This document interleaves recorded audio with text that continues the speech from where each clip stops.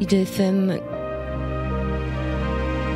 98 de la bande FM IDFM, Radio Anguin, la radio où l'on se sent bien, la radio du bien-être. C'est sa nouvelle appellation. Nous sommes ce soir avec Marc Charby qui commence sa carrière dans le cinéma.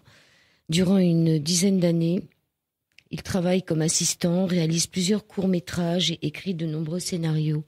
Il est depuis quelques années graphiste indépendant et obtient en parallèle un master de philosophie. Il revient au scénario avec sa dernière parution qui est un conte philosophique qui s'appelle La cause première, l'aventure humaniste. À travers un conte politico-religieux international, l'auteur dresse une peinture futuriste, à la fois sociale et spirituelle, d'une société humaniste. Tous les personnages sont fictifs, mais fondamentalement symboliques, car cette histoire, située dans un futur proche, semble plutôt se dérouler dans un proche passé, un peu comme un éternel retour. Voici donc un conte philosophique illustré, captivant et d'actualité qui propose de traiter avec originalité les grands problèmes éthiques et philosophiques qui questionnent l'humanité et d'inspirer des valeurs humanistes. Marc Charby, bonsoir. Bonsoir. Merci d'être en direct sur l'antenne d'IDFM Radio Anguin. Un conte, c'est une BD, hein, c'est la format BD, peut-être un peu plus grand. Oui, c'est un peu plus grand, c'est pas vraiment une BD, c'est vraiment un conte illustré, un conte philosophique. C'est-à-dire qu'il n'y a pas de bulle, hein, c'est un scénario, c'est fait uniquement de dialogue et chaque scène est illustrée. Installe la séquence et montre les personnages, etc. Oui, c'est pas une BD parce qu'une BD ce sont des bulles. C'est pas des personnages qui parlent dans des bulles, il y a des illustrations. D'ailleurs, on peut déjà parler de l'illustrateur Ben. Alors, c'est Benoît Delmel. Son nom d'illustrateur, c'est Ben D. C'est un jeune illustrateur très talentueux qui vit en Belgique, à Bruxelles, et qui a fait ces remarquables images, ces remarquables illustrations. Où on reconnaît certains personnages, comme sur la couverture déjà. Hein. Sur la couverture, nous avons une caricature, enfin pas une caricature, nous avons Obama, ça c'est clair. Tout à fait. Alors, moi je dis toujours, il ressemble à Obama. Il lui ressemble beaucoup. Oui, tout à fait. C'est parce que c'est pour rendre les personnages symboliques et les installer comme des présidents tout de suite. Comme c'est un conflit politico-religieux international, il fallait qu'à travers l'image, le lecteur voit tout de suite, dès la couverture, que il s'agit de présidents. Voilà. Est-ce que vous pouvez nous définir la couverture quand même? Elle est choquante. Hein. Elle est un peu choquante, effectivement. Donc, ça se passe dans un futur proche, en 2066. Et il y a eu une guerre nucléaire, une première guerre nucléaire qui s'est passée 20 ans avant. Donc en 46. Voilà, de 2039 à 2045. Voilà, toutes les dates sont symboliques aussi, puisque c'est un peu l'éternel retour de la guerre aux mêmes dates, siècle après siècle. Et voilà, ça raconte l'histoire donc. C'est une époque donc future où c'est divisé en 3 continents après cette guerre nucléaire. Il y a le continent européen qui est dominé par, on va dire, une démocratie théologique. C'est religieux. Et donc les 3 religions monothéistes se sont associées pour essayer de vivre en paix. Et donc ils ont fondé la Nouvelle Trinité à Jérusalem. Et parmi ces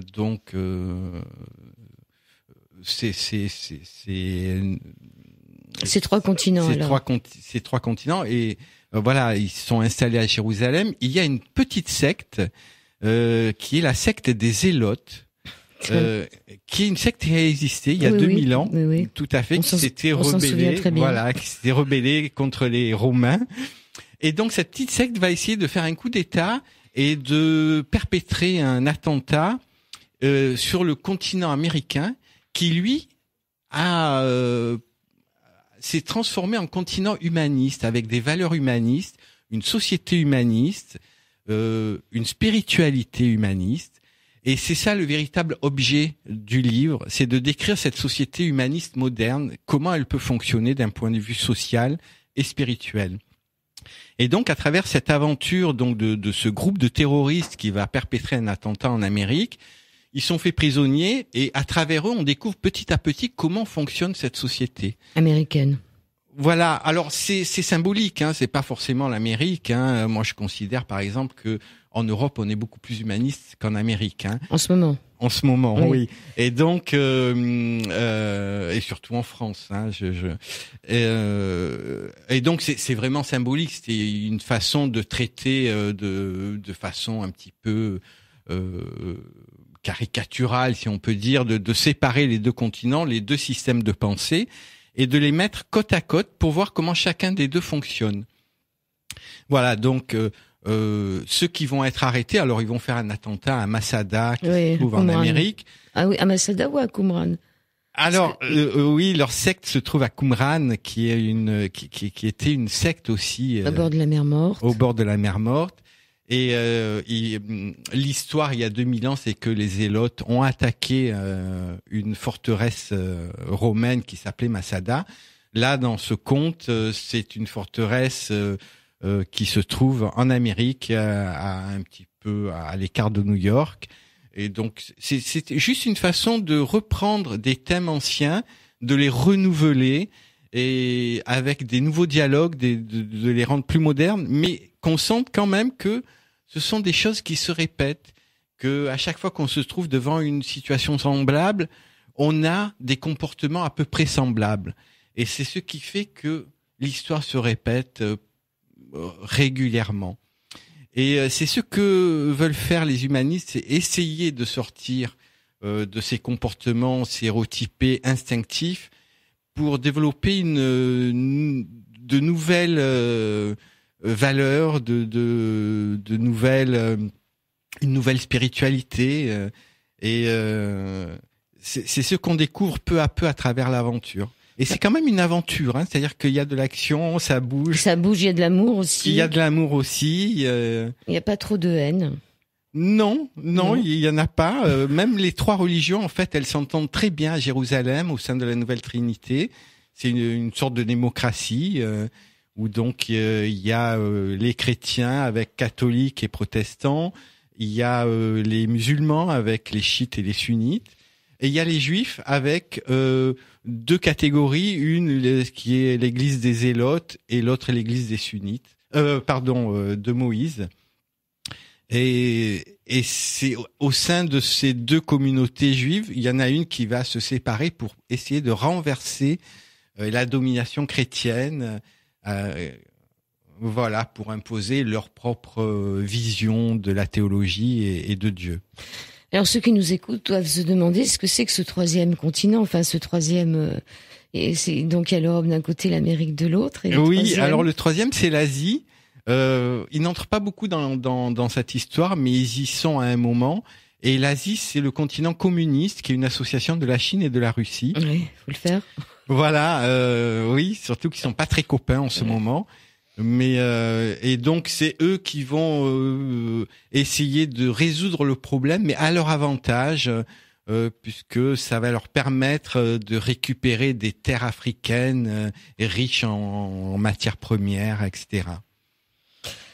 D'accord. Donc, qu'est-ce que c'est qu'être humaniste alors ? Alors, être humaniste, une des premières définitions qu'on peut donner, c'est de penser que l'homme est un animal un peu spécial, qui s'est développé par rapport aux autres animaux en développant une conscience réflexive. On ne sait pas trop comment.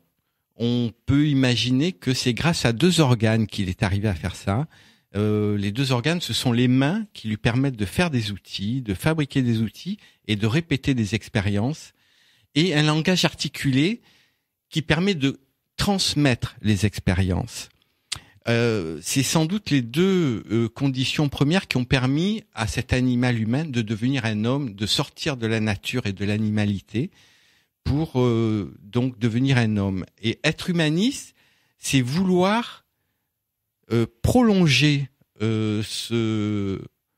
on va dire, cette qualité de produire de la conscience à travers l'éducation, la connaissance, la philosophie, puisque cette société humaniste, elle est dominée par la philosophie, et j'ai essayé de montrer comment la philosophie pouvait remplacer la théologie, en comparant les deux systèmes, puisque les prisonniers vont, eux, expliquer leur point de vue, et ils seront faits prisonniers, et donc ils vont subir une sorte de déradicalisation.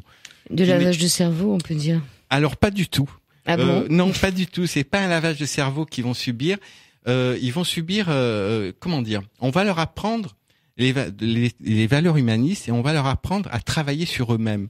On va pas les mettre en prison. Ils vont être dans un centre d'éducation émotionnelle. Le but des humanistes, c'est d'arriver à réduire les émotions négatives et à produire des émotions positives. Le but de l'humanisme, c'est d'abord alors ils sont soumis à 5 devoirs, les humanistes, et toute leur société est basée sur comment arriver à les faire progresser. Justice, amitié, liberté, c'est leur devise. Oui, c'est leur devise. Ça ressemble à... Liberté, fraternité, oui, égalité. Tout à fait. Alors moi, j'ai changé un petit peu les mots parce que fraternité, ça me paraît exagéré pour avoir des rapports vraiment internationaux. Et l'amitié me paraît un sentiment beaucoup plus atteignable que la fraternité, qu'on utilise surtout en religion, la fraternité. Oui, c'est clair. L'amitié, c'est d'ailleurs ce que la philosophie grecque a essayé de développer, notamment les épicuriens. Ils faisaient des exercices d'amitié. Donc il y a l'amitié, il y a la justice qui remplace l'égalité aussi. C'est des mots à peu près semblables, mais la justice, c'est une façon plus équitable de voir les choses, et c'est quelque chose. La justice, c'est un peu une comment dire, c'est un concept pas si simple à déterminer et qui évolue avec le temps. Et donc dans cette société, il y a un ministre de la philosophie. Les philosophes travaillent sur les grands problèmes éthiques de leur société, et il y a un ministre qui les représente au sein du Conseil des ministres. Et donc c'est ceux aussi comment voilà, c'est eux qui font progresser les idées, qui réfléchissent sur les idées éthiques et sur la justice telle qu'elle devrait être ou telle qu'elle devrait évoluer en fonction des situations qui se présentent, les situations contemporaines. Marc Charby, tout à l'heure je vous ai coupé, alors quels sont les 5 devoirs des humanistes? Alors les 5 devoirs, le premier, c'est privilégier l'être plutôt que l'avoir. Ah oui, ça c'est une... Donc c'est de toute façon, on va y retrouver beaucoup de valeurs qui sont très connues. Hein. Tout n'est pas inventé, et je me suis beaucoup inspiré de la philosophie en général, de la philosophie grecque et de l'histoire de la philosophie. Pourquoi ce premier devoir? Parce que tous les problèmes de comportement, ils sont liés au fait d'avoir plus. On veut toujours avoir plus. Et le jour où on passera à comment être plus, c'est-à-dire comment développer sa conscience, sa connaissance, etc., eh bien, on aura transformé quasiment les instincts. Le bien et le mal, tel qu'il est défini par la religion ou par les religions, c'est le diable, le bon Dieu, etc. En fait, pour moi et pour la philosophie, le mal, c'est plutôt nos origines animales et nos instincts qui sont basés sur l'avoir plus, sur les rapports de force, sur la domination, etc. Être plus, c'est non pas être en compétition avec l'autre, mais être en coopération avec l'autre. Et donc c'est ce que vont apprendre les prisonniers. Alors les prisonniers aussi, c'est symbolique, hein. C'est-à-dire qu'à travers cette histoire, je ne m'adresse pas à des fanatiques. Oui, parce qu'on pourrait être plus intelligent, être plus riche, être plus... voilà. Oui. Moi, par exemple, il y a des lecteurs qui m'ont dit « Mais vous pensez que ça peut marcher sur des fanatiques ?» Et j'ai dit « Mais non, ça peut pas marcher sur des fanatiques. C'est juste une histoire qui m'a permis, à travers une dialectique entre la théologie et la philosophie, d'exposer les idées humanistes. » Alors, on les expose à ces prisonniers, effectivement, mais ça s'adresse aux lecteurs avant tout. Hein, Alors il y a quand même un temple chez les humanistes, même si au niveau de Noël, ils ont carrément changé la façon de voir la nativité du Christ. Oui, tout à fait. Alors ils fêtent Noël de façon un peu étrange. C'est-à-dire que Noël, l'arbre de Noël, c'est l'arbre de la connaissance. Et leur idéologie est basée sur leur symbole premier, c'est Adam et Ève. Adam et Ève parce que Adam et Ève ont croqué au fruit de la connaissance. Et pour les religieux, ils sont sortis du paradis à cause de ça. Donc ils sont coupables. Et donc ils sont coupables, alors que pour la philosophie, c'est grâce à ça qu'on est devenus des hommes. C'est parce qu'on a croqué au fruit de la connaissance qu'on est sorti de l'animalité, qu'on a commencé à construire des valeurs morales, éthiques. Et qu'on a perdu notre immortalité. Oui, rêver, notre immortalité rêvée. On ne l'a jamais eu. Effectivement, les religions nous permettent de croire en une forme d'immortalité. Mais ils ont c'est leur troisième devoir, c'est d'arriver à, parce qu'ils ont une forme de croyance aussi, en une sorte d'immortalité. C'est-à-dire que c'est travail à l'évolution de ton esprit grâce à la raison pour en faire une âme. Et donc, j'utilise le concept d'âme pour dire que peut-être que notre esprit, même si on n'a pas une âme immortelle, peut-être bien, et ça on n'en sait encore rien, que cette âme, que cet esprit immatériel pourrait peut-être atteindre une certaine perfection qui lui permettrait de sortir du corps, de se dématérialiser, de ne plus avoir comme support le corps.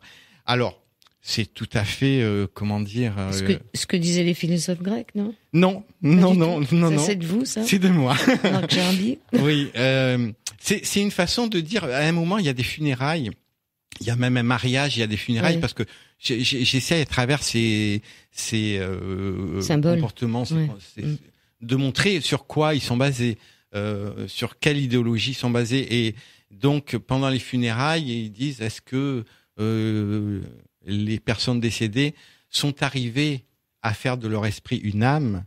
Est-ce que cette âme pourra être la conscience de l'univers? On n'en sait rien, mais ça permet de garder cet espoir en une peut-être forme d'immortalité, même si elle me paraît mince. Mais c'est une façon d'en parler. D'accord, on va peut-être faire une mini pause musicale et on va se retrouver tout de suite après sur l'antenne d'IDFM.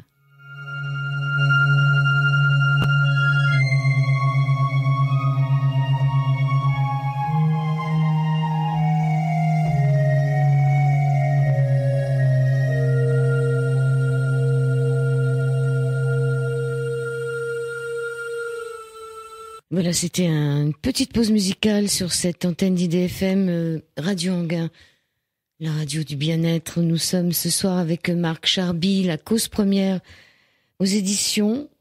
Agence M Édition. Agence M Édition. Nous parlons de cette cause première. Pourquoi l'avoir appelée la cause première? Alors la cause première, c'est un terme philosophique.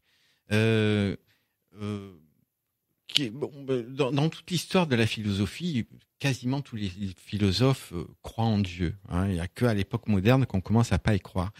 Et la cause première, c'est que quand les philosophes se disent, quand on remonte la chaîne des causes et des effets, pour essayer d'arriver à la cause première, eh bien la cause première, c'est Dieu, en fait. Et donc, moi, j'ai repris ce thème pour dire la cause première, c'est l'humanisme. Et j'ai appelé ça l'aventure humaniste, justement pour qualifier cette cause première. C'est-à-dire comment partir dans une aventure humaniste qui nous permette de sortir des croyances, de la pensée magique, pour essayer de créer une société qui soit basée sur le respect, sur le partage, sur la solidarité, sur la coopération. Et c'est ce que vont apprendre les prisonniers, c'est-à-dire que ça se fait d'abord par un travail sur soi-même, puisque nos instincts nous incitent directement à être en compétition. Il faut faire un travail sur soi-même avant tout pour essayer de passer de l'avoir plus à l'être plus. Et c'est à partir de là qu'on pourra construire quelque chose. Et donc à ces prisonniers, je disais tout à l'heure, c'est pas un lavage de cerveau parce que on leur promet la liberté à la fin de cette éducation émotionnelle et on ne va rien leur imposer. C'est-à-dire, on va leur apprendre à travailler sur eux-mêmes, à faire une sorte d'autothérapie. On va leur apprendre la technique et ça sera à eux, après, de savoir s'ils veulent l'appliquer ou pas. Et à la fin de cette éducation émotionnelle, comment passer des émotions négatives aux émotions positives, ils vont avoir le choix soit de rentrer à Jérusalem ou en Europe, soit de rester sur le continent humaniste.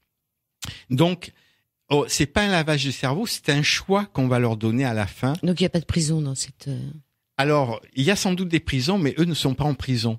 C'est un peu tout le conflit qu'il y a avec. Il y a une armée, ça c'est sûr, on la voit. Voilà, il y a une armée, bien sûr, de défense, puisque c'est quand même un monde en guerre froide ou en guerre chaude d'ailleurs, un petit peu comme notre époque. On ne sait pas si on est en guerre froide ou en guerre chaude. On est un peu dans les deux. Et il y a une armée, bien sûr, avec un ministre de la Défense qui est d'ailleurs en conflit avec le ministre de la Santé qui a les prisonniers, puisque en fait, il y a un conflit, même chez les humanistes. Il y a le ministre de la Défense qui veut renverser le gouvernement humaniste pour libéraliser l'économie et revenir à une économie libérale. Comme on est en ce moment. Voilà, comme on est en ce moment. Et il est drivé par les grands groupes financiers qui le soutiennent. Ils sont encore là, les grands groupes financiers. Ils sont encore là. Ils existent puisque c'est des groupes financiers et ce sont des groupes aussi de presse, etc. Il y a l'armée, il y a le ministère des Armées également. Et donc, c'est tout ce groupe-là qui veut que le ministre de la Défense arrive, à travers cet attentat, à renverser le président de la justice et pour libéraliser l'économie. Et ils disent d'ailleurs revenir comme avant à un marché libre où c'est la main invisible du marché qui règle les choses et qui fait la loi. Une main invisible qui, soi-disant, devrait équilibrer les choses et qui fait que les empirer. Alors bon, ils ont le choix, mais il y a quand même ce truc, cette partie initiatique avec la salle du labyrinthe. Oui. Où on les enferme et c'est quand même pas gentil, mais gentil. Non, alors effectivement, ils subissent. Alors un des prisonniers a eu une sorte de crise mystique pendant l'attentat où il a vu un de ses copains qui était le chef donc du commando mourir et réapparaître tel Jésus monter au ciel. Il voit son âme monter au ciel et du coup ça déclenche chez lui une crise mystique. Et quand ils le reçoivent donc au centre d'éducation émotionnelle, ils veulent arriver à supprimer cette émotion, à lui faire retomber, disons, cette émotion forte qui le fait un petit peu délirer. Et pour ça, effectivement, ils lui donnent des drogues, à un moment des drogues hallucinogènes, pour qu'il s'habitue à avoir ces démons. Qu'il puisse comprendre qu'on peut avoir des hallucinations aussi bien sous une forme d'une scène choc qu'avec un traitement médicamenteux. Et donc, on veut qu'il s'habitue à comprendre que ce qu'il a vu, c'est simplement ce qu'il a projeté lui-même à travers une scène extrême, une scène choquante où il a vu son ami mourir. Donc, il y a des cours, ils sont pas enfermés, mais ils sont dans une espèce de, ils sont pas dans une prison, mais ils peuvent pas sortir quand même. Ils ne peuvent pas sortir, effectivement. Donc, il y a des cours. Et donc, à la page 61, il y a ces mathématiques humanistes avec une drôle de pendule. Moi, j'avoue franchement que j'ai rien compris. Alors, effectivement, ils sont passés à un système duodécimal. C'est un système qui existe déjà, c'est-à-dire que au lieu d'avoir 9 unités, à faire des paquets de 10 avec 9 unités, ils ont 11 unités. C'est-à-dire, on compte jusqu'à 9, et puis il y a 2 autres unités avant d'arriver aux 10. Alors pourquoi ? Parce que en fait, on compte jusqu'à 10 parce qu'on a 10 doigts. Mais on peut se demander si le fait de compter jusqu'à 10, est-ce que ça nous permet de mieux comprendre la réalité qui nous entoure ou pas ? Et il y a beaucoup d'astrophysiciens qui travaillent souvent sur la mécanique quantique, sur l'infiniment petit, qui se rendent compte que en fait, si on fait des paquets de 12, eh bien, on peut diviser plus facilement par 3, plus facilement par 4, plus facilement par 2, et il n'y a pas des demi. Voilà, par exemple, si on divise par 2, ça fait 6, ça fait pas 5. Et si on divise 5 par 2, ça fait 2,5, alors que si on arrive à 6, on le divise par 2, ça fait 3, ça fait des controns, et on s'aperçoit que aussi, au niveau atomique, les atomes fonctionnent sous ce même type de... on peut mieux les calculer avec avec un système duodécimal qu'avec un système simplement décimal. Bon, bah pour ceux qui sont très matheux, vous irez voir un peu, parce que bon, la pendule va de 1 à 10, donc de 1 jusqu'à 9, tout le monde me suit. Oui. Hein. Et puis après, à la place du 10 et du 11, nous avons un 5 inversé, un 7 inversé. Oui. Et à la place du 12, nous avons un 10. Oui, c'est ça, oui. Ça paraît tout simple. Alors, c'est quelque chose qui existe. C'est quelque chose qui existe. Déjà. Oui, ça existe. Le système duodécimal existe. Et les mathématiciens l'utilisent. Et il y a même, je dirais, des fondations mathématiques qui voudraient passer au système duodécimal. Vous pouvez me dire quelle heure il est, s'il vous plaît, Marc Il Charby? est 21h30. Non, mais en duodécimal, sur votre pendule. Non, je peux pas vous le dire. Je suis désolé. Il faut une calculette duodécimale. C'est très impossible. pratique. Ah oui, c'est impossible de calculer comme ça. Parce que c'est pas du tout évident. Hein. On a 10 000 ans de système décimal et c'est pas du tout évident. Après, donc il y a des cours d'économie aussi. Oui. C'est très pyramidal. Oui. Sur la pyramide des salaires, c'est important. Donc oui. peut-être aussi le fait d'avoir un salaire. Donc il en est question dans ce livre. Il commence à en être question un peu partout, tout du moins en Europe, je ne sais pas, dans les autres continents, de ce salaire qui serait donné à chacun. Oui.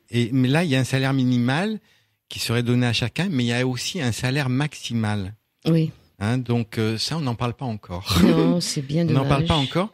Et à côté de ça, il y a la pyramide des besoins. Cette pyramide de besoins, elle a été créée ou mise à jour, je sais pas comment dire, par le docteur Maslow, qui est un Américain et qui a essayé de hiérarchiser les besoins humains.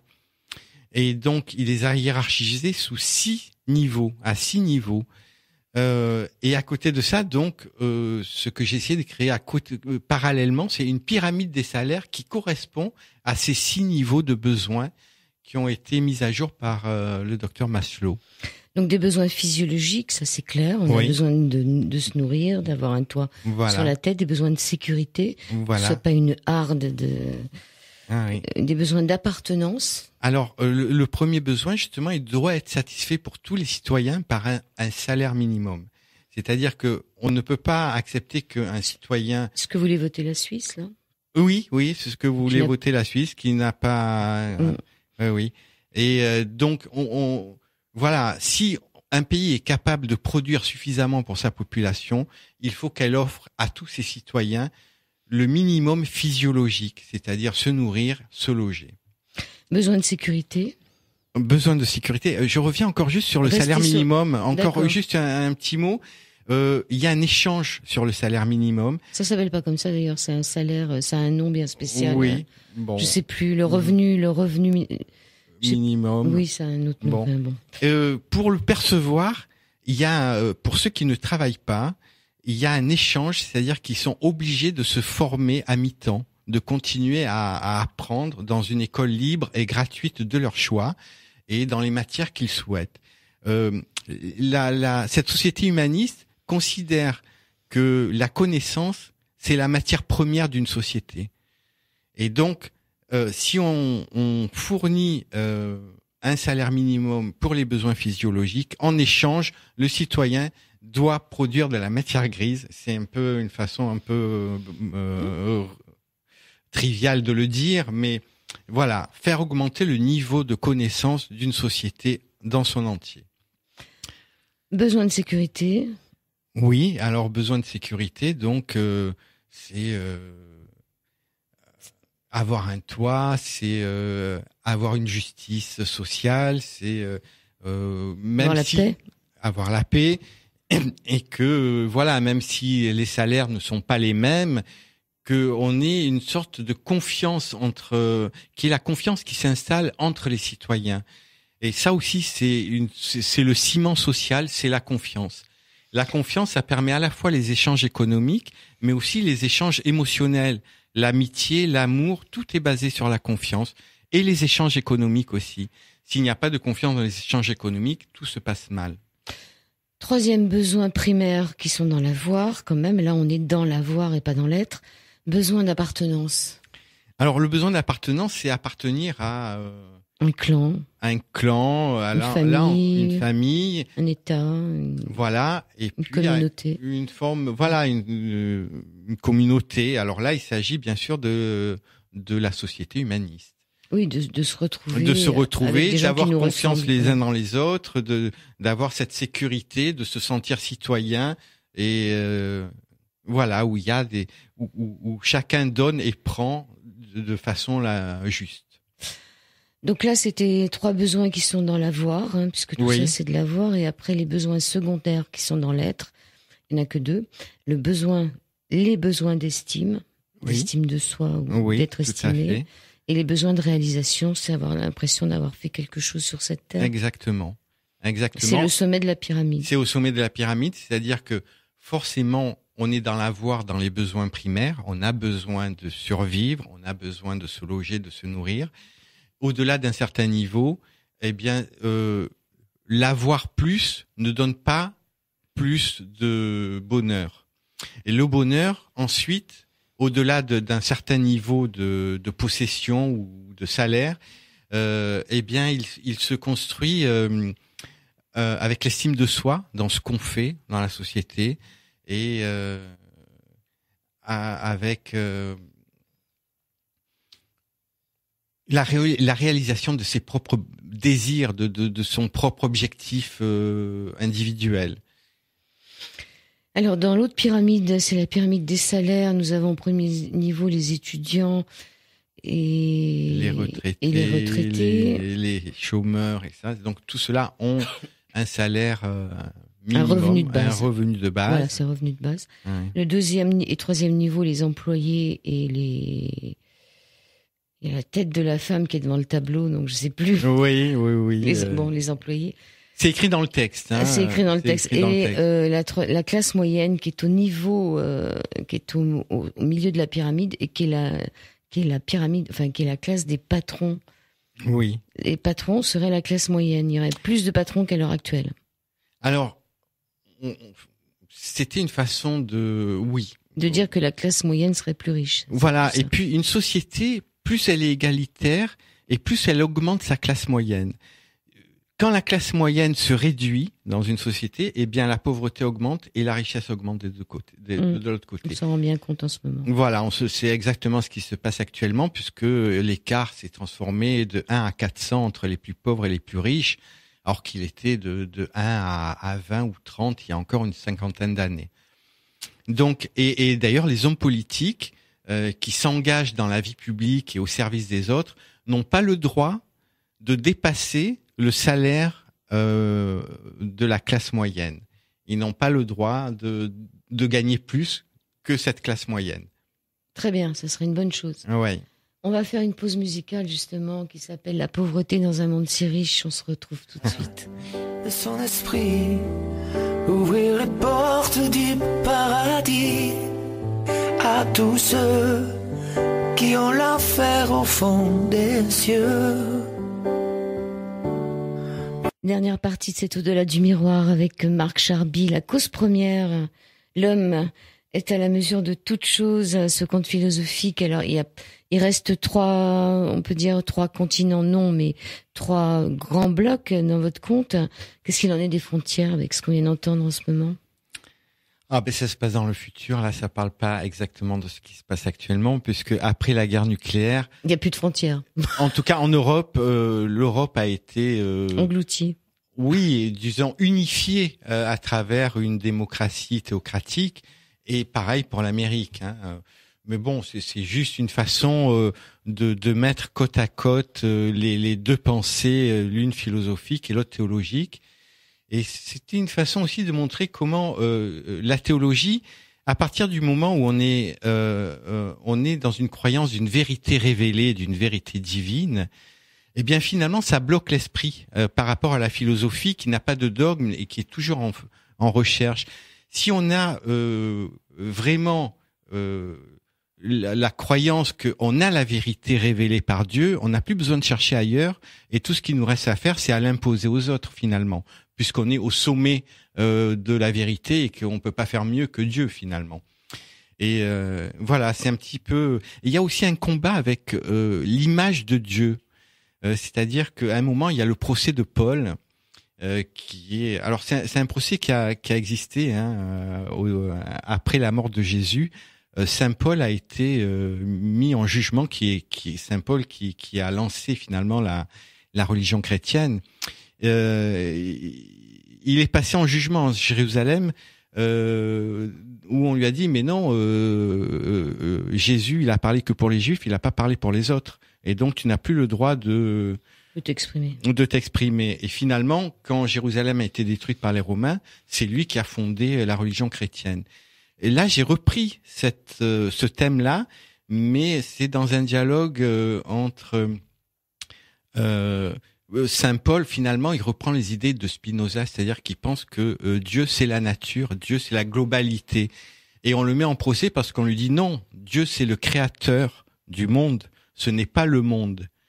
Et donc voilà, il y a ce procès-là qui se met. Et puis ils sont contre les humanistes qui eux ont inversé la métaphysique, c'est-à-dire qu'ils ne croient plus en l'infiniment grand divin, mais ils pensent que c'est dans l'infiniment petit et dans l'émotion de l'infiniment petit qu'on trouve l'équilibre. Et effectivement, même en astrophysique, on sait que c'est dans l'infiniment petit qu'il y a de l'équilibre. Et que si on prend une balance, par exemple, avec deux plateaux, eh bien, les deux plateaux sont en équilibre quand le point infiniment petit entre les deux plateaux est en équilibre. Et c'est entre l'équilibre entre l'homme et la femme, entre le futur et mais ils sont toujours trois quand même. Finalement, le centre du flot de la balance, c'est le milieu, donc il y a quand même une gauche, une droite et un milieu. Oui, et c'est essayer d'être dans le point d'équilibre et de ne. Les concepts, quand on commence à s'investir émotionnellement dedans, ils deviennent des émotions. Par exemple, le nationalisme, c'est sorti de l'idée de nation, et ça rend les gens, du moins certaines personnes, un peu dingues et qui sont prêts à mourir, à tuer pour une forme de nationalisme. Et donc on voit que certains concepts, quand on les investit émotionnellement, ils peuvent devenir une forme de fanatisme ou une forme d'émotion. Et les humanistes, dans cette histoire, dans ce conte, pensent que le point d'équilibre, si on s'investit émotionnellement sur ce concept de point d'équilibre, eh bien on arrivera à produire des émotions positives. Donc on fait encore pencher la balance d'un côté, il y a encore le bien et le mal s'il y a du positif. Oui, mais on s'aperçoit aussi médicalement que les émotions positives sont meilleures que les négatives. Oui, et puis elles permettent une meilleure santé, un meilleur équilibre, une meilleure... Donc c'est intéressant quand même, parce qu'il y a même le bureau de Judas et de David. Enfin, oui. Tout à l'heure sur la pyramide, vous m'avez dit que je vous dis ce personnage il est drôle, et vous m'avez dit que c'était le docteur Maslow. Oui, Maslow. Il y a beaucoup de personnages où j'ai repris vraiment les vrais visages de certaines personnes. Enfin, votre dessinateur a repris. Oui, je lui ai demandé de les reprendre. Et comment vous avez rencontré votre dessinateur? Parce que quand même. Ah, ça c'est intéressant. Oui, c'est une bonne question. Alors, j'ai d'abord écrit cette histoire pour le cinéma. C'est-à-dire que c'est vraiment un scénario de cinéma. Et les premiers producteurs que j'ai vus, ils m'ont dit mais c'est impossible ton histoire parce que c'est trop cher, c'est trop intello pour une histoire aussi importante avec un gros budget. Il faut du texte. Oui, il faut une histoire familiale. Il faut que ce soit. Et donc j'ai eu l'idée d'en faire un conte philosophique illustré. Et comme j'ai commencé à chercher tout simplement un illustrateur sur Internet, j'ai passé des annonces. Et j'ai fait des tests avec 5 ou 6 illustrateurs sur une première image qui est l'image des 3 temples à Jérusalem, avec la toute première image. Donc où on voit à Jérusalem les 3 temples unifiés avec le dôme de verre. Paris. On a Notre-Dame de Paris qu'on connaît très bien. Les autres, je les connais moins bien. Alors, il y a le temple de Jérusalem qui a été détruit. Il ne reste plus que le mur des Lamentations, donc qui a été reconstruit. Et il y a la mosquée Al-Aqsa qui existe aussi. Et la Nouvelle Trinité. Et au centre donc de ce triangle, il y a le dôme de verre qui symbolise l'alliance des 3 religions. Et c'est là que les 3 religions se rencontrent. C'est là où il y a le premier conseil qu'on voit, où on voit tous les personnages s'exprimer. Donc, est-ce qu'on n'en arriverait pas en 2066, non au chiffre de la bête comme dans les Écritures, mais à cette réunion des 3, qui ne font qu'un, c'est ce fléau de la balance dont on parlait tout à l'heure. Oui. On sortirait pas de la Trinité pour enfin arriver de la dualité pour enfin arriver dans la Trinité. Oui. Écoutez, le pape actuel me semble aller vraiment dans le bon sens. Et si je vous ai dit que les personnages étaient symboliques et le président, si on veut dire, de l'Église chrétienne ressemble au pape actuel. Il a un très bon coup de crayon, Alors voilà, j'avais pas fini, mais Baudouin Delmel, j'ai fait des tests avec 5 ou 6 dessinateurs. Et alors, c'est un jeune illustrateur de 25 ans, Baudouin Delmel, qui a un talent fou. On reconnaît, oui. C'est qui? Attendez, parce que je le reconnais, dites-moi. Alors, écoutez, ça c'est Michael Lonsdal. Voilà. Il y a quelques comédiens qui sont dont j'ai repris la physionomie. Après tout, comme c'était destiné à être un film, je me suis dit, je peux me faire un casting de rêve et personne ne va dire quoi que ce soit. Alors, vous saurez tout. Vous saurez tout aussi sur l'homme de Vitruve, parce que je vois que le temps passe. Oui, alors. Très intéressant. L'homme de Vitruve, donc, c'est un dessin de Léonard de Vinci. C'est cet homme avec les bras en croix. Tout le monde le connaît. Voilà. Et qui donne, alors, c'est la base de la croyance humaniste, c'est que, l'univers ne se donne pas sous forme mathématique, mais c'est nous qui le comprenons avec nos propres mesures, c'est-à-dire que c'est notre conscience qui mesure l'univers, qui mesure les choses avec nos 10 doigts ou nos 12 doigts, avec nos yeux. Avec nos yeux, effectivement, et avec notre pensée, mais on ne saura jamais si les lois logiques de notre esprit correspondent aux lois logiques de l'univers.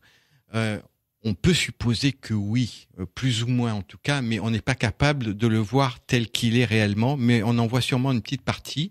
C'est un débat philosophique qui divise les philosophes entre les réalistes et les idéalistes.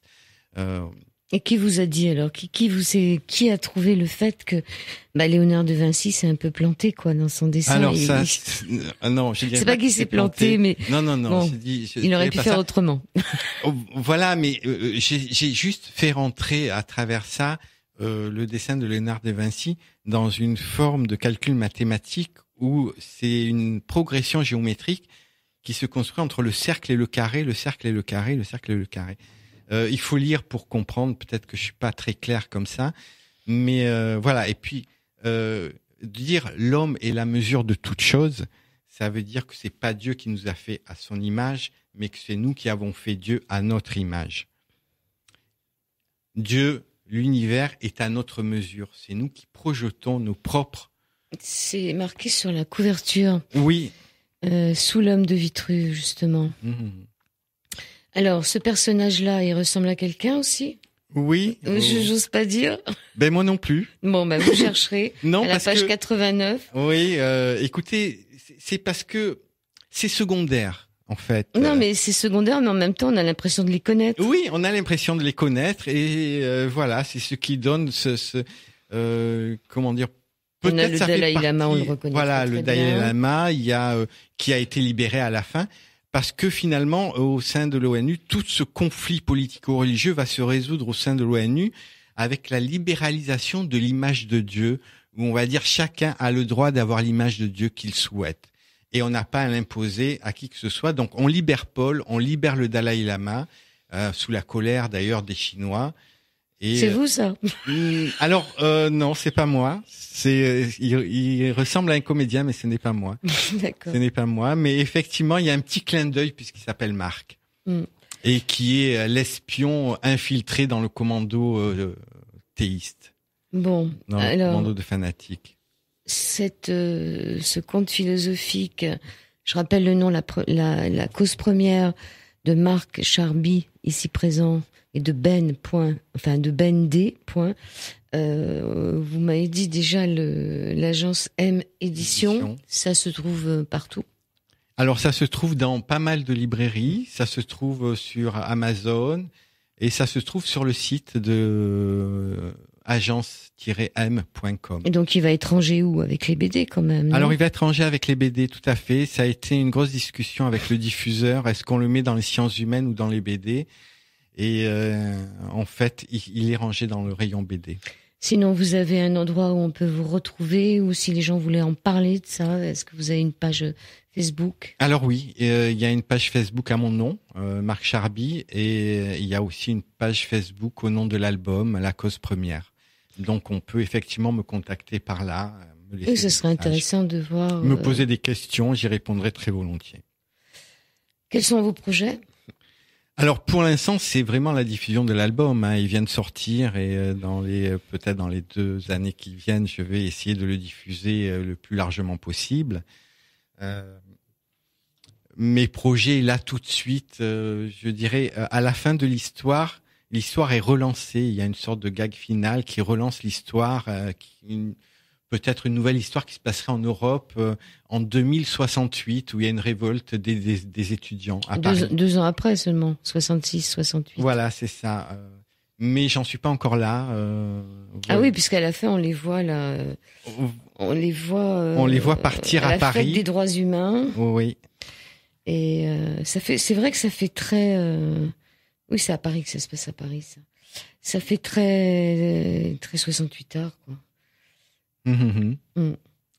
Donc, philosophie. Donc, c'est pas ce n'est pas un conte que vous pouvez lire dans la soirée. Faut pas prendre ça comme, il faut peut-être avoir un peu d'attention. Il peut se lire en 2-3 heures, mais peut-être il faut attacher un petit peu d'attention parce qu'il y a certains dialogues qui vont très loin. Dans la si on veut comprendre votre duo des décimales ou je ne sais pas, voilà. Il faut plus que 3 heures. Ceci dit, non, mais toute la partie mathématique, effectivement, elle n'est pas très importante dans l'histoire. C'est important en philosophie, mais c'est une façon de dire que l'homme est la mesure de toute chose, justement, et que c'est nous que l'univers ne se donne pas sous forme mathématique, mais c'est nous qui donnons une forme mathématique à l'univers. Et pour lui donner cette forme mathématique, peut-être qu'il y a une façon de faire plus juste que celle qu'on utilise et que les physiciens quantiques utilisent avec le système duodécimal. Donc le mot humaniste, il date de quand? Alors le mot humaniste, il a changé au cours de l'histoire. Il date du IIIe siècle. Au IIIe siècle, on appelait ça les humanités, c'est ceux qui étudiaient les Grecs. La philosophie grecque, on disait on étudie les humanités. Puis au XVe siècle, c'était Érasme, le philosophe Érasme, le théologien Érasme, qui a défendu le libre arbitre au sein de l'Église catholique contre la réforme qui disait que en fait l'homme n'a pas de libre arbitre. Et avec Érasme, on a dit c'est lui qui a lancé vraiment l'humanisme en disant l'homme a un libre arbitre, c'est qu'il est libre, il peut choisir entre le bien et le mal et tout n'est pas prédéterminé. Et ensuite, à l'époque moderne, aujourd'hui, ça a encore un petit peu changé le terme d'humanisme et c'est un peu ce que j'expliquais au début de cette émission, c'est-à-dire donner à l'homme, lui donner les moyens et la puissance de développer sa conscience comme étant la cause première de l'humanisme. Est-ce qu'il y a un parti humaniste ou une filière humaniste? Est-ce qu'il y a des humanistes célèbres? Ce sera la dernière question. Alors, à notre époque, là. Malheureusement, en politique, il n'y a pas d'offre humaniste. Certains, de gauche comme de droite, se disent humanistes, sans vraiment définir ce qu'ils veulent dire par là. On peut dire que quand on est solidaire socialement, on est plus humaniste que quand on est ultralibéral. Mais il n'y a pas un humaniste qui ressort par rapport aux autres qu'on pourrait dire non. À notre époque, Mais si, j'en connais un, il s'appelle Marc Charby, il est là. oui. Non, mais il y a beaucoup de philosophes célèbres qui prônent l'humanisme, que ce soit André Comte-Sponville ou Michel Onfray ou d'autres qui sont Dans la philosophie humaniste. Dans la philosophie humaniste. Et je pense que c'est une idée qui est en construction pour le futur et que chacun amène sa petite pierre pour construire cette nouvelle société humaniste. Il y a même des économistes, il y a des philosophes, il y a des tas de gens qui travaillent là-dessus. Il y a des mouvements humanistes qu'on retrouve sur Internet, de libre pensée, etc. Pour l'instant, il n'y a pas d'offre politique, mais peut-être bien qu'un jour, il y en aura une. On verra bien. La cause première, si vous avez envie de vous intéresser à cet humanisme, la cause première sur Facebook, et pourquoi pas sur le site de la radio, sur la page Au-delà du miroir, qui va se créer incessamment sous peu, parce que je suis un peu en retard. Je vous remercie, Marc Charby. La cause première, merci beaucoup d'être venu sur l'antenne d'IDFM. Mais merci de m'avoir reçu. Une phrase humaniste? Une citation humaniste? La première qui me vient, c'est l'homme est la mesure de toute chose. Et pourquoi pas l'infiniment petit vous salue. Merci à vous. Merci.